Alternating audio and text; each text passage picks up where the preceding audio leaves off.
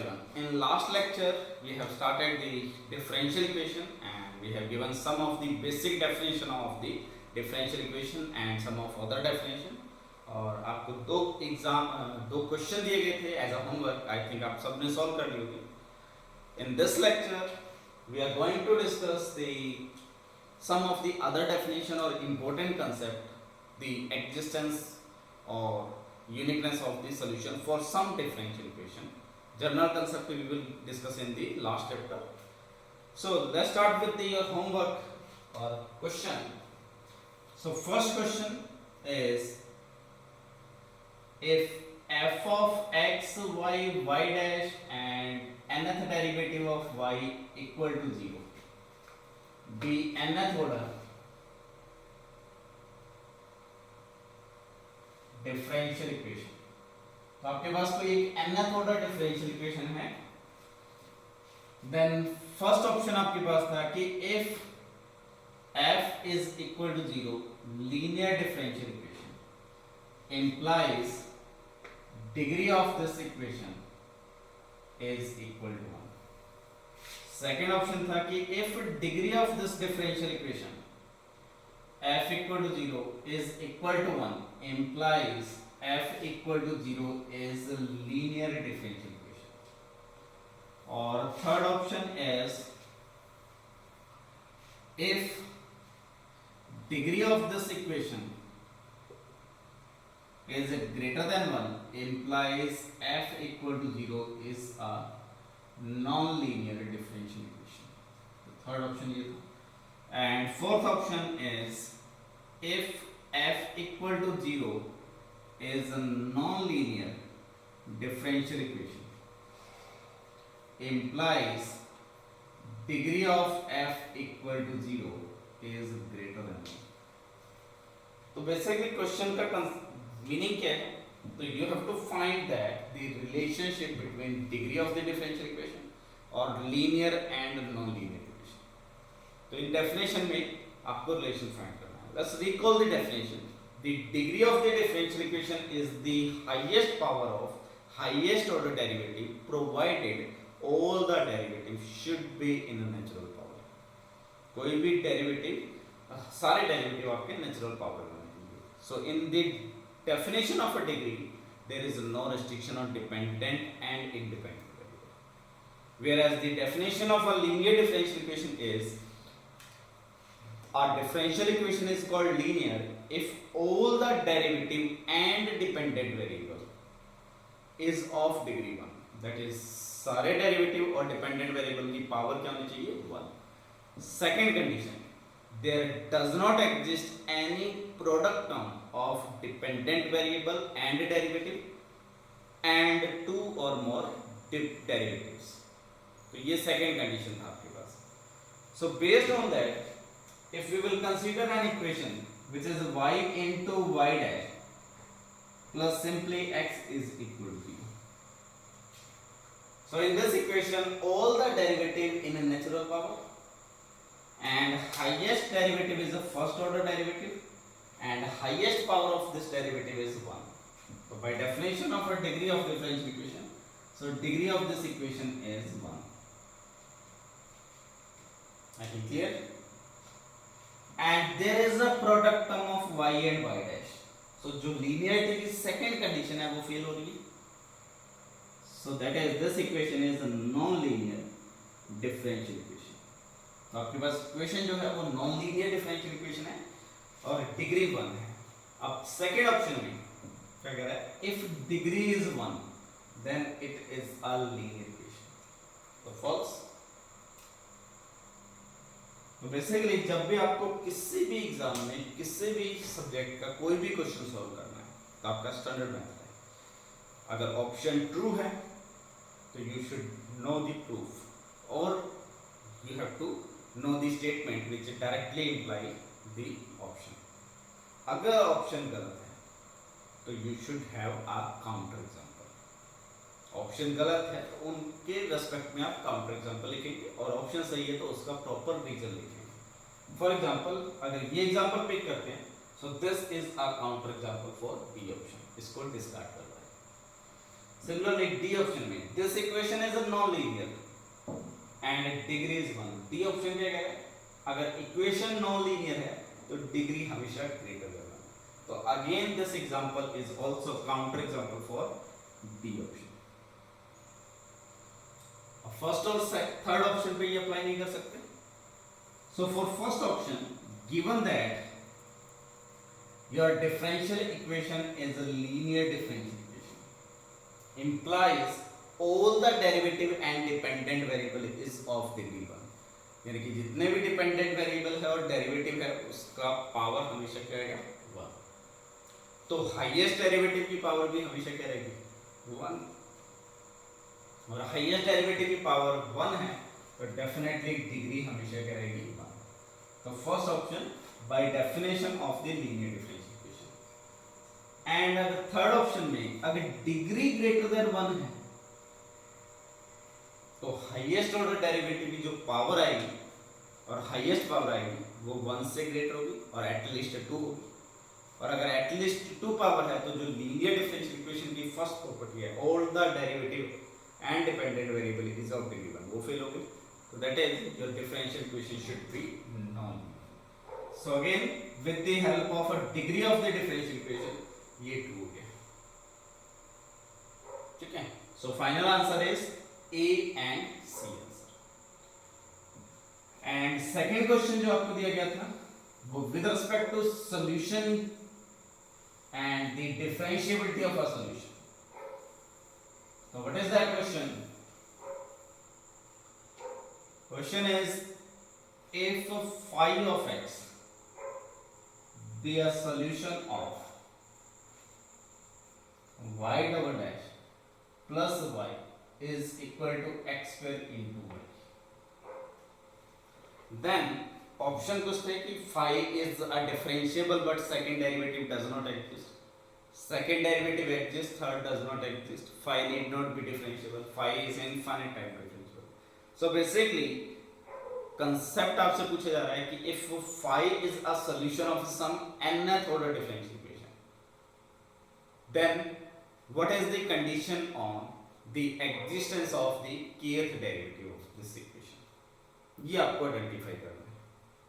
तो कैसे आइडेंटिफाई करेंगे? So हमने जो solution की डेफिनेशन की थी कि phi is a solution of nth order differential equation defined on domain D.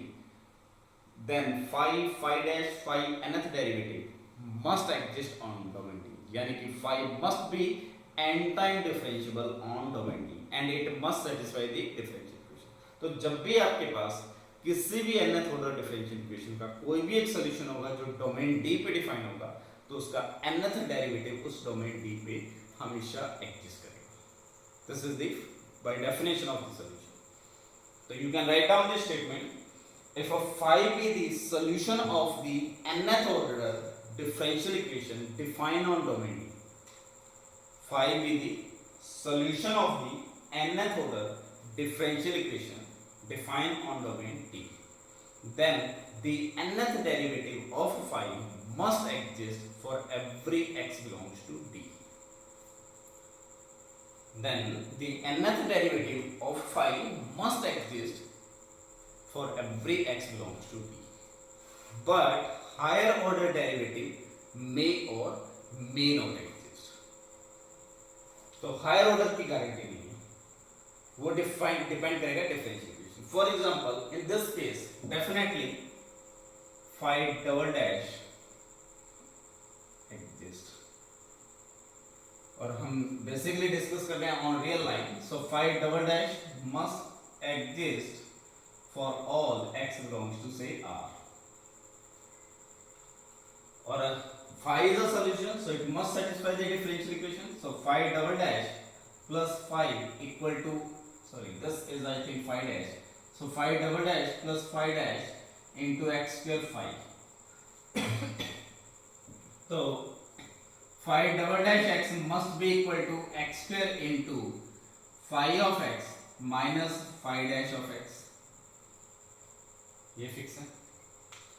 Since second derivative of phi exists, so obviously first derivative must exist. So this function is a differentiable function x square is a differentiable function, phi is a differentiable, so overall product is differentiable, and the difference of two differentiable function is also differentiable, implies this is differentiable. और phi double dash differential होने का meaning क्या है? Third derivative of phi exists, so this implies phi triple dash x exists, और phi triple dash exist कर रहा है तो phi triple dash x को क्या लिख सकते हैं हम? 2x into phi x by part x square into phi dash x minus phi double dash x. Again, this function is a differentiable function because phi is a differentiable. Phi dash is a differentiable, so x square into phi dash is also differentiable. And phi double dash is a differentiable because third derivative exists. So this is a differentiable. So overall this is again differentiable and so on. So if phi is a solution of this differential equation, then phi must be infinite time differentiable. So जो आपको question दिया था उसके according answer should be D answer. Phi must be infinite time differentiable. अगर इसी की जगह अगर हम क्वेश्चन कंसीडर कर लेंगे phi be a solution of the differential equation this, then decide करना है कि the largest possible order such that the or largest possible value of the n such that phi nth derivative exists. Phi कितने time differentiable हो सकता है? So definitely phi is a solution of a second order differential equation. So second derivative must exist by definition of the solution. Now, and phi satisfying the differential equation, so phi double dash plus phi dash is equal to mod of x, and phi double dash x definitely equal to mod of x minus phi dash x. Now this phi dash is already differentiable function, and mod function mod of x is not differentiable at 0. So if f is a non-differentiable function and g is a differentiable function at a point A, then f plus g or f minus g never differentiable at a point A. ये differentiability का concept है, आप real में पढ़ेंगे. If f is a function which is a differentiable at A and g is a function which is not a differentiable at A, then f plus g or f minus g is never differentiable at point A. Okay. So this function is a non-differentiable at 0, or this function is a differentiable. So overall, this is non-differentiable.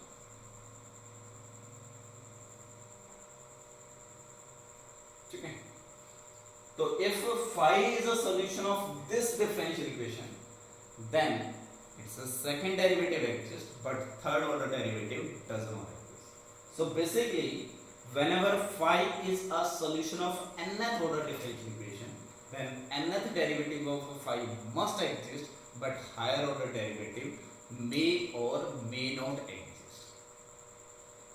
What is the condition whenever higher order derivative exists? For example, in the last case, आपके पास differential equation थी y double dash plus y dash equal to x square into y. So in this case, the coefficient of y double dash is a constant 1. Coefficient of y dash is also constant function, and coefficient of y is x square. So these all functions are basically analytic on domain D or analytic on whole real line. These all functions are analytic on whole real line R. Or if a function is analytic, then definitely it has a Taylor series expansion जो आप complex में पढ़ेंगे. तो इसीलिए मैंने first lecture में बोला था कि whenever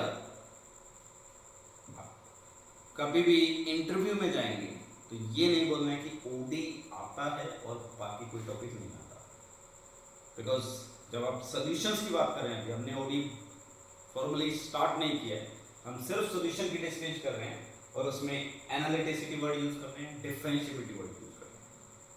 so let's come to concept. All the coefficient of this y double dash y dash and y are analytic function. और एनालिटिक फंक्शन है तो they have Taylor series expansion, और टेलर सीरीज एक्सपेंशन है तो उनका infinite time differentiability exist करेगी. और अगर ये सारे कोफिशिएंट इनफाइनाइट टाइम डिफरेंशिएबल है तो जो आपके पास सॉल्यूशन आएगा definitely it is infinite time differentiable. So you can write down a statement: if all the coefficient of all derivatives and dependent variable, if all the coefficients of all derivative and dependent variable and the function of x is analytic function on domain D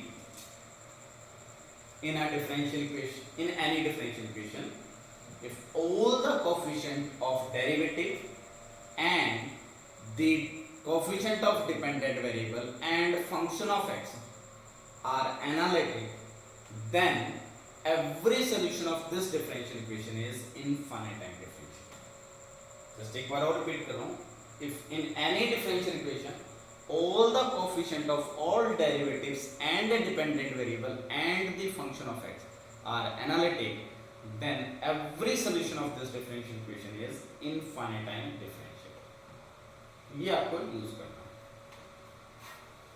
इसीलिए हम आगे जाकर discuss करेंगे कि every solution of the constant coefficient differential equation is infinite time differentiable. Second chapter में discuss करेंगे. So next अब start करते हैं the classification of this solution. So class of solutions तो कैसे क्लासिफाई करते हैं.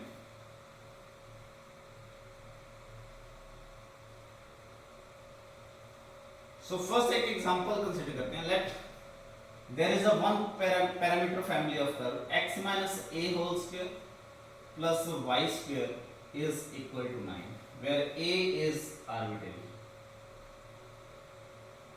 or any parameter. So basically अगर इसको ड्रॉ करेंगे so this is a family of curve whose center at a, 0 and radius is 3. तो अगर a को 0 पुट करेंगे और say this is y equal to 3 line और ये आपके पास y इक्वल टू -3 लाइन है और this is y is equal to 3 line. a को 0 पुट करेंगे तो सर्किल विद रेडियस 3 तो समथिंग दिस. a को अगर 1 पुट करेंगे तो circle centre at 1, 0 and radius is 3 तो कुछ इस टाइप का. सिमिलरली ए को कुछ नेगेटिव वैल्यू पुट करेंगे तो ये सर्किल. तो this family is representing circle whose center at a, 0 and radius is 3 और center line on x axis and radius is 3. now अगर इसका आप डिफरेंशियल इक्वेशन बनाते हैं so just derivative both side we will get x 2 into x minus a plus 2 times y dash equal to 0. So this implies x minus a is equal to minus time y dash और x minus a की value यहाँ अगर put करते हैं तो आपके पास y square common out then y dash whole square plus 1 equal to 9. So simple. So say this is our differential equation 1. So अपने इसको डेरिवेटिव करा so this is a differential equation और जब इसको इंटीग्रल करेंगे तो definitely this is the solution. So basically this is a solution of this differential equation for every e. Clear? Because वहीं से हमने differential equation कंस्ट्रक्ट किया तो उस डिफरेंशियल इक्वेशन को इंटीग्रेट करेंगे तो यहाँ पहुंच जाएंगे क्योंकि डेरिवेटिव करने के बाद यहाँ पहुंच जाएंगे. So definitely this is a solution of this equation. अब इस सॉल्यूशन में स्पेशल क्या है? Number of arbitrary constant in this solution is exactly 1 and इस डिफरेंशियल इक्वेशन की ऑर्डर क्या है? 1 first order derivative. So there is a first category of the solution of the differential equation which is called general solution. So you can write down the definition of a general solution.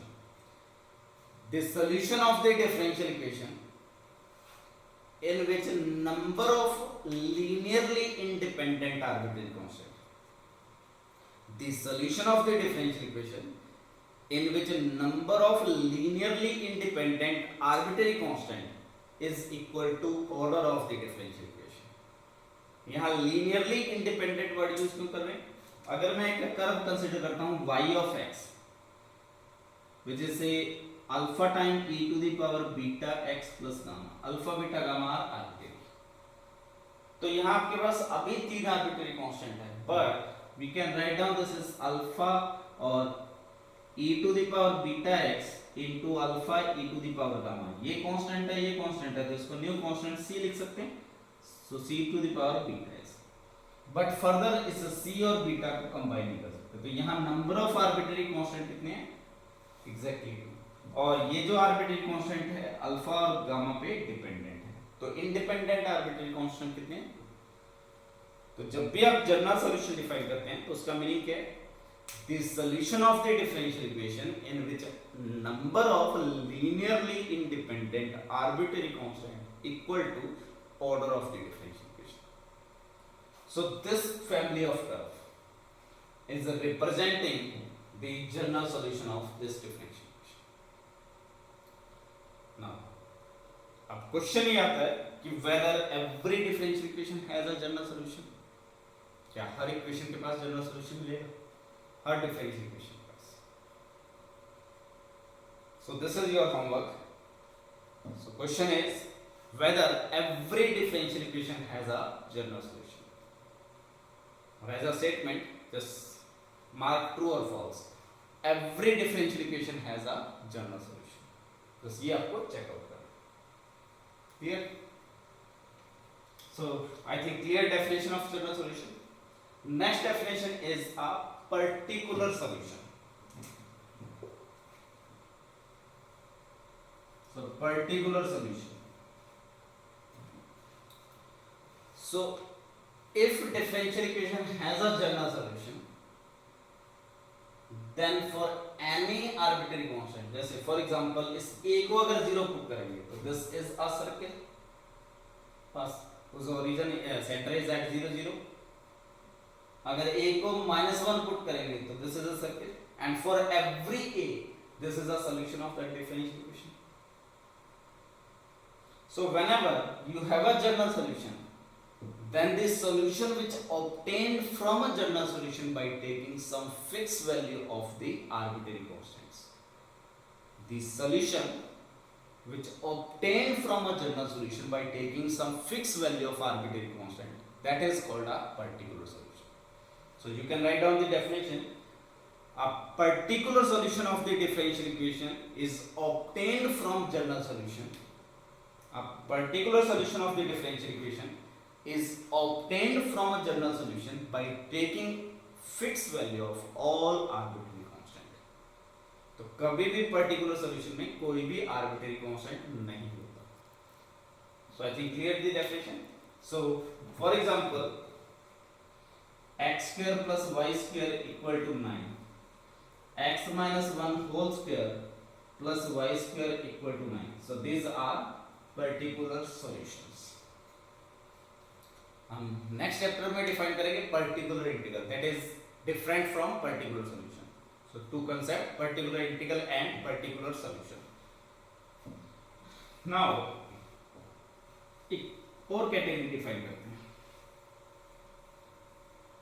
सो अगर मैं एक curve consider करता हूं y of x is equal to 3 for all x, that is this straight line. Definitely ये function constant function और phi x. So this is a constant function or obviously differentiable or infinite time differentiable, and phi dash x should be 0. अगर ये दोनों value इस equation में put करेंगे, so this quantity is a 3, sorry this quantity is 9, this quantity is 0, so overall quantity is 9. So that is this phi is satisfying differential equation 1. So phi differentiable है और equation 1 को satisfy करता है, that is the phi is a solution. तो आपके पास ये जो phi है वो हमेशा क्या है, solution. Now if phi is a solution of this differential equation, whether this is general solution, general solution होने के लिए number of arbitrary constant equal to order of the differential equation, but इसमें कोई भी आर्बिट्रेरी कांस्टेंट नहीं है, so this is not a general solution. And particular solution, a solution which obtained from general solution by fixing all fixed value of arbitrary constant। सो अगर मैं यहाँ कोई भी फिक्स वैल्यू लेता हूँ e को, तो जो सॉल्यूशन आएगा दैट इज पर्टिकुलर सॉल्यूशन, और वो किसको रिप्रेजेंट करेगा, किसी ना किसी एक सर्किल को। बट ये किसकी इक्वेशन है, straight line, this one. So this solution can not be obtain from general solution, तो ये पर्टिकुलर नहीं हो सकता। यानी कि आपके पास जनरल सॉल्यूशन और पर्टिकुलर सॉल्यूशन के अलावा कुछ और भी सॉल्यूशन होते हैं। तो ये कौन सा सॉल्यूशन है? अब इस सॉल्यूशन में स्पेशल क्या है, अगर इस कर्व पे मैं कोई भी एक पॉइंट लूंगा, तो उस पॉइंट से पास होने वाला एक मेंबर मिलेगा जो इस फैमिली का मेंबर होगा और उस डिफरेंशियल इक्वेशन का सॉल्यूशन होगा।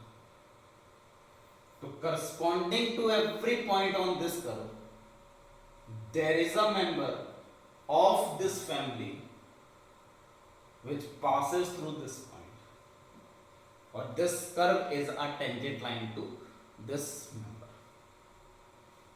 ये हर पॉइंट पे हो रहा है, अगर मैं यहां पॉइंट पिक कर रहा हूं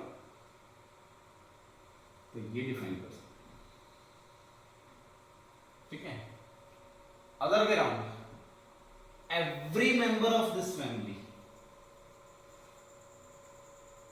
कोई भी मेंबर पिक करते हैं, मेंबर पिक करने का मीनिंग क्या है, सेंटर पिक करना है, रेडियस ऑलरेडी 3 है, तो definitely every member of this family passing through exactly one point of this curve.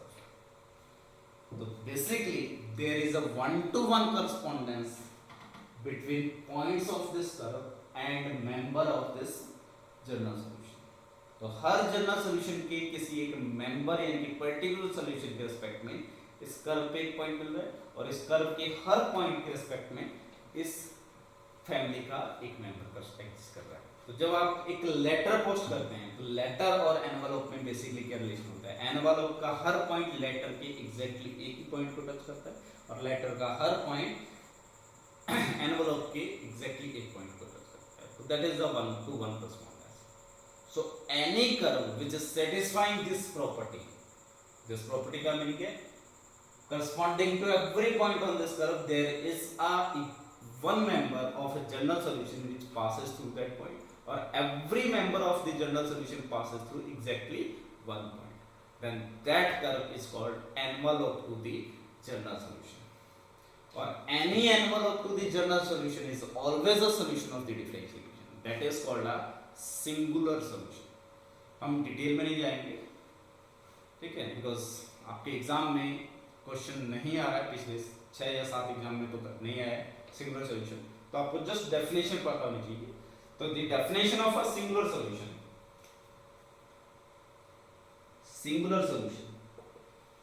a solution or an envelope to the general solution, which satisfy the differential equation is called a singular solution। जब आप singular solution पढ़ेंगे तो वहां methods find करेंगे कि कैसे singular solution find करते हैं, क्योंकि ये जनरल सॉल्यूशन पे एनवलप है, तो जनरल सॉल्यूशन का हर पॉइंट सिंगुलर सॉल्यूशन के एक ही पॉइंट, जनरल सॉल्यूशन का हर मेंबर सिंगुलर सॉल्यूशन के एग्जैक्टली एक पॉइंट से पास होगा।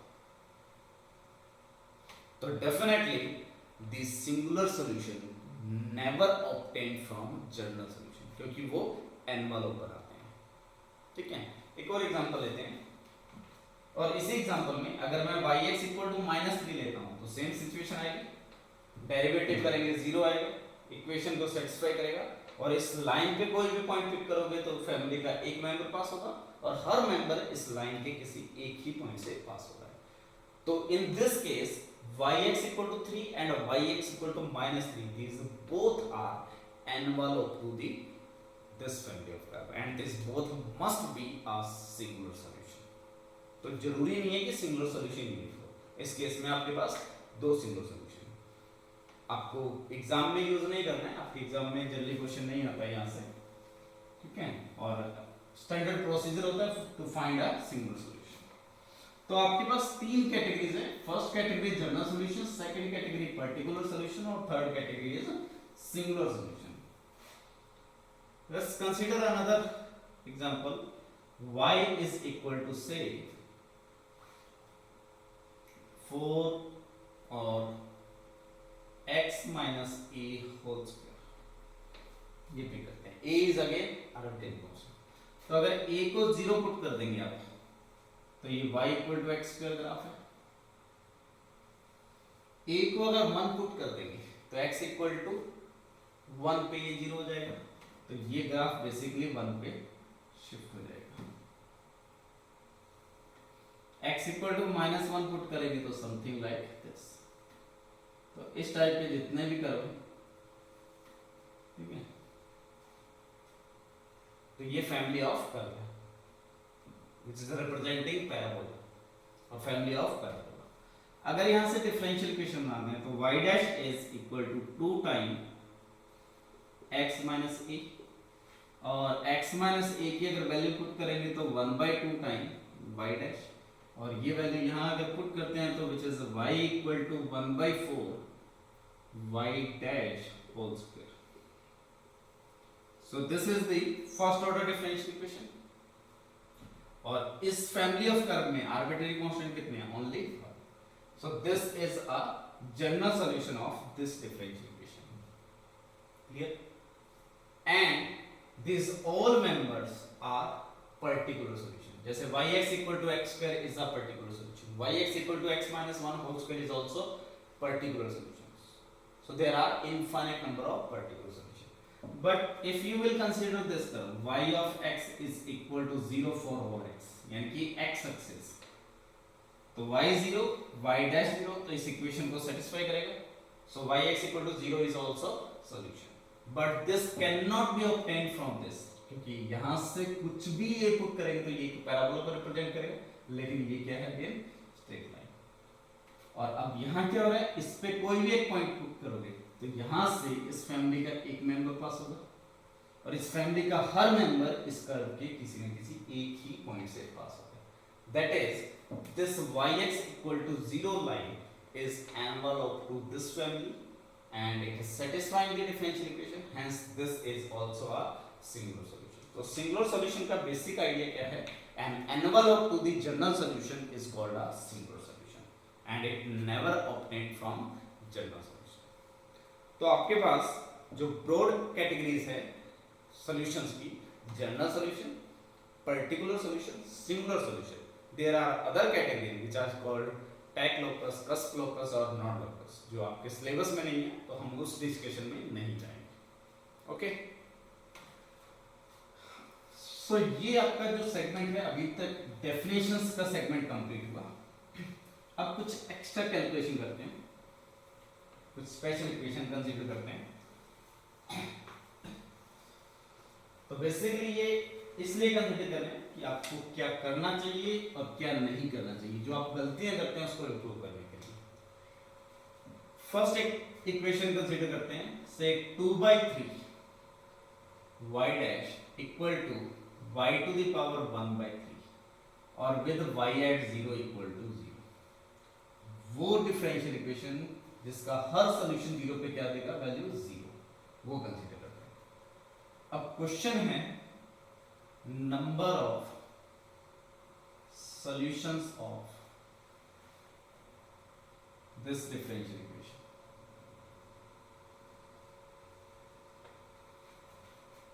Define for all x greater than, assume करें कि x greater than equal to 0 पे वो सारे सॉल्यूशन फाइंड करने हैं जो x greater than equal to 0 पे डिफाइंड है। तो ये क्वेश्चन जनरली स्टूडेंट्स क्या करते हैं?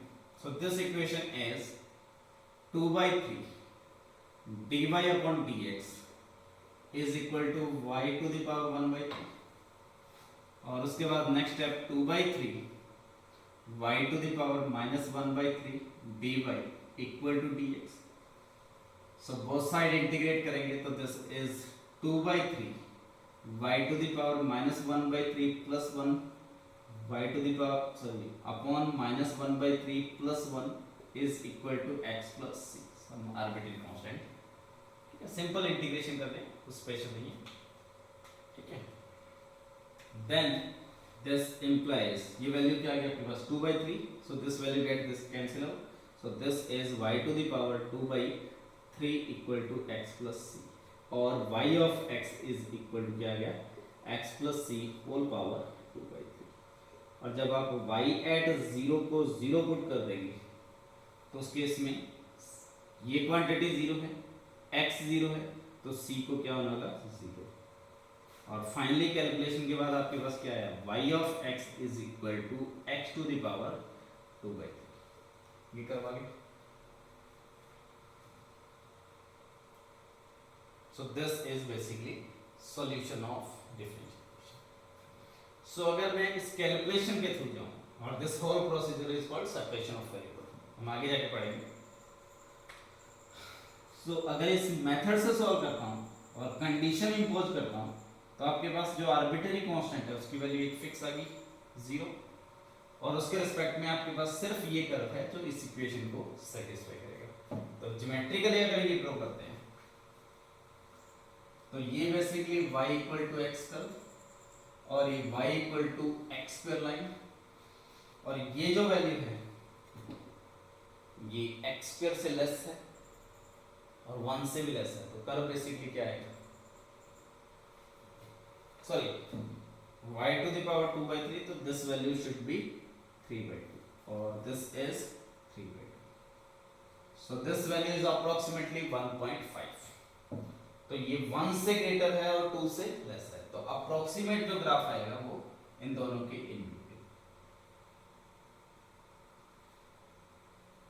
तो ये हम रिमूव कर देते हैं, ये भी रिमूव कर देते हैं। तो ये आपके पास y of x is equal to x to the power 3/2, ये सॉल्यूशन है। ठीक है, तो जनरली स्टूडेंट एक कोई स्टैंडर्ड मेथड यूज करते हैं, जैसे this is called a separation of variable. आगे जाके आप एग्जैक्टनेस पढ़ेंगे या लीनियर में रिड्यूसिबिलिटी या होमोजेनियस में रिड्यूसिबिलिटी या नॉन लीनियर को लीनियर में लेके आना, तो there are so many methods.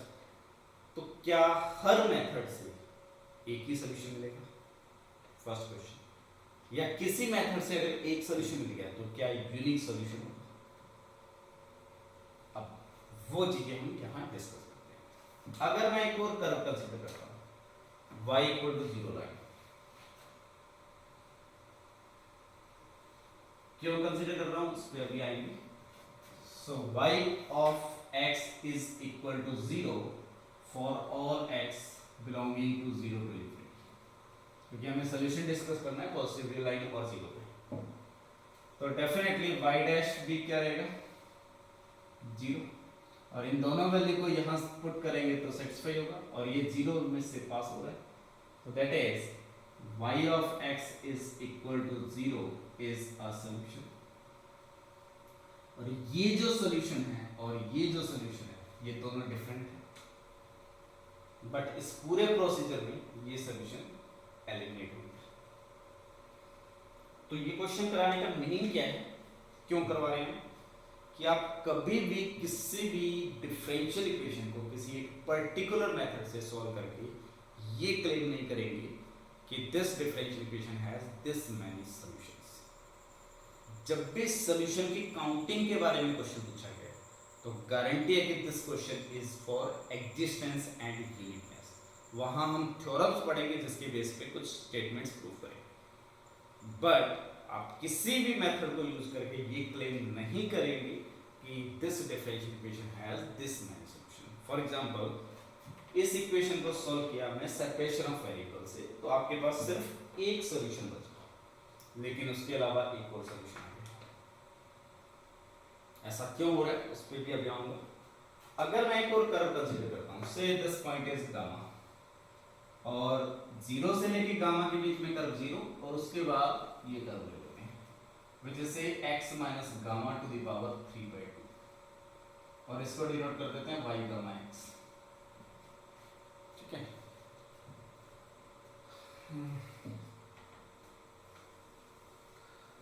तो हमने एक कर्व पिक कर लिया y गामा x, जो कैसे डिफाइन है, जब x लेस देन और इक्वल टू गामा है तो जीरो कर्व है, और x ग्रेटर देन गामा है तो x minus gamma two the power 3/2। ठीक है, जस्ट उसी कर्व को शिफ्ट किया है गामा को 8 में। आप वेरीफाई कर सकते हैं this function is a differentiable, and y gamma dash x अगर डिफाइन करेंगे तो वो आपके पास आ जाएगा zero whenever x less than और इक्वल टू गामा, और 3/2 x minus gamma two the power 3/2 minus 1, और इसको सिंप्लीफाई करेंगे तो ये वैल्यू क्या आएगी 1। Okay, clear? So y dash is 1, और इसको अगर मैं 2/3 से मल्टीप्लाई कर देता हूं तो ये रिमूव हो जाएगा। अब ये जो y दिया हुआ है, sorry this is 3/2, y dash is 3/2 और दिस इज 3/2 माइनस, तो ये आपके पास बचेगा 1/2 ना कि 1/3। सो सिंप्लीफाई करें, सो इसको मैंने मल्टीप्लाई किया 2/3 से, so final this one whenever x is greater than, simple derivative किया, और पैरेलली अगर गामा टू द पावर 1/3 करेंगे तो ये वैल्यू रिमूव हो जाएगी, ये बचेगा। So this function and this function both are same, यानी कि जो हमने ये y गामा डिफाइन किया था, zero whenever x less than और इक्वल टू गामा, और x minus gamma whole power 3/2 whenever x greater than gamma, ये डिफरेंशिएबल फंक्शन है और इस डिफरेंशियल इक्वेशन को सेटिस्फाई कर रहा है, और इसका जीरो पे वैल्यू क्या आ रहा है, zero. That is this is a solution of this differential equation. अभी आऊंगा क्यों आ रहे हैं ये solution. So this is also a solution of this differential equation, और अगर मैं गामा चेंज करूंगा तो डेफिनेटली कर्व चेंज होगा, तो यानी कि आपके पास ये भी सॉल्यूशन है, ये कर्व भी सॉल्यूशन है, ये कर्व भी सॉल्यूशन है। सो ऐसे कितने कर्व बना सकते हैं, infinite curve. So basically this differential equation has uncountable number of solution, लेकिन जब आपने एक मेथड यूज किया था उससे क्या मिला था, ओनली वन सॉल्यूशन। अब आते हैं वो ऐसा क्यों हुआ।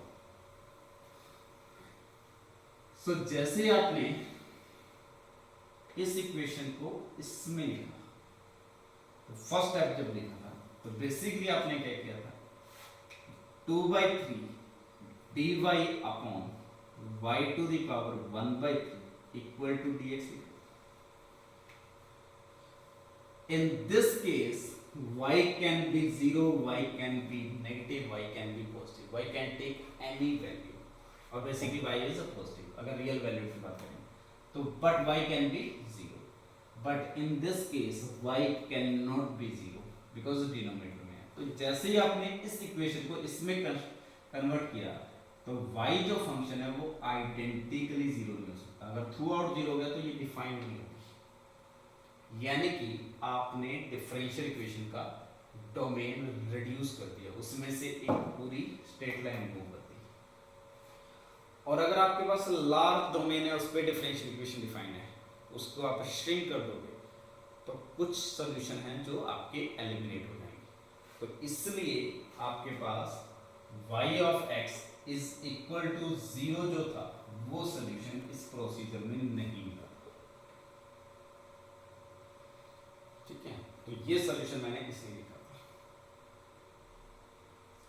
और इस सॉल्यूशन और आपके पास जो इस मेथड से सॉल्यूशन आया था yx equal to x to the power 3/2, तो किसी हाफ डोमेन पे ये कर्व हो सकता है और किसी हाफ डोमेन पे ये कर्व हो सकता था, क्योंकि वो भी सोल्यूशन है, ये भी सोल्यूशन है।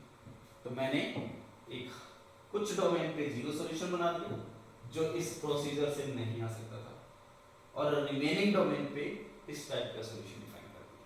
तो इसकी हेल्प से आपके पास कितने सोल्यूशन मिलेंगे? अनकाउंटेबल। तो बेसिकली इस क्वेश्चन को कराने का मीनिंग सिंपली इतना है कि आप किसी भी क्वेश्चन को कभी भी किसी एक पर्टिकुलर मेथड से क्लेम नहीं करेंगे कि इस इक्वेशन के पास इतने सॉल्यूशंस हैं, ठीक है। और इसका जनरल जो केस है वो क्या है, क्यों है वो हम यूनिकनेस एक्जिस्टेंस में डिस्कस करेंगे।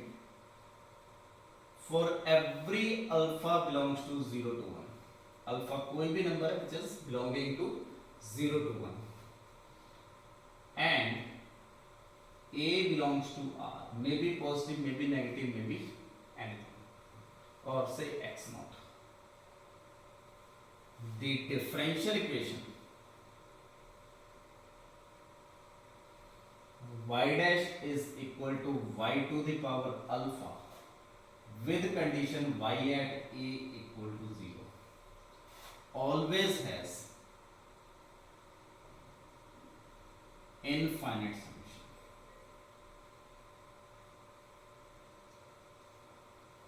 So this differential equation always has infinite solution. आप सेम मेथड से सॉल्व करिए, एक सोल्यूशन मिलेगा, y इक्वल टू 0 सोल्यूशन मिलेगा। इन दोनों के कॉम्बिनेशन से आप इनफाइनाइट सोल्यूशन बना सकते हैं। और इस कंसेप्ट पे नेट जेआरएफ में 5 बार क्वेश्चन आ चुका है और आईटी जैम और गेट में 2 बार क्वेश्चन आ चुका है। सो ये कंसेप्ट बहुत इंपॉर्टेंट है, बेसिकली ये यूनिकनेस एक्जिस्टेंस का कंसेप्ट। ओके, नेक्स्ट जो है वो आपका होमवर्क है। So first question, number of real value solutions of dy by dx mod of dy by dx plus mod of y equal to 0 define on, जो पूरे real line पे define हो, कितने ऐसे सॉल्यूशंस बने। First question. सेकंड क्वेश्चन, तो आपको verify करना है यूनिक होगा, डज नॉट एग्जिस्ट होगा, फाइनाइट होंगे, इनफाइनाइट होंगे, तो इस टाइप के ऑप्शंस बना सकते हैं।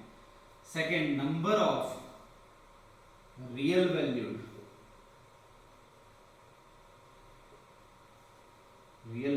Solutions of dy by dx plus mod of y plus some a equal to 0 for all x belongs to R, and a is a fixed number which is possible. तो इस equation के पास कितने real valued solutions होंगे। And question number 3 is again number of real valued solutions of mod of dy by dx plus mod of y plus a equal to 0 for all x belongs to R and say a less than 0। तो इस case में कितने real valued solution है। तो आपके पास 3 question है, तो आपको डिसाइड करना है कि इन तीनों के पास कितने रियल वैल्यू सॉल्यूशन है। तो आप किसी भी मेथड से इसको सॉल्व नहीं करना, जस्ट जनरल एनालिसिस करना। अज्यूम करोगे, जस्ट हिंट दे रहे हैं, अज्यूम करोगे कि y is a solution of this equation. अगर कोई सॉल्यूशन है तो किसी फंक्शन को रिप्रेजेंट करेगा, और फंक्शन या तो कांस्टेंट फंक्शन हो सकता है या वेरिएबल फंक्शन हो सकता है। तो आप 2 केस बनाओगे, if y is a constant solution और y is a non constant solution, and further कुछ कैलकुलेशन करोगे तो आपको आंसर मिल जाएगा। तो please try this all 3 questions। In next lecture we will start from this and we will continue with the first order, first degree differential equation. Thank you very much.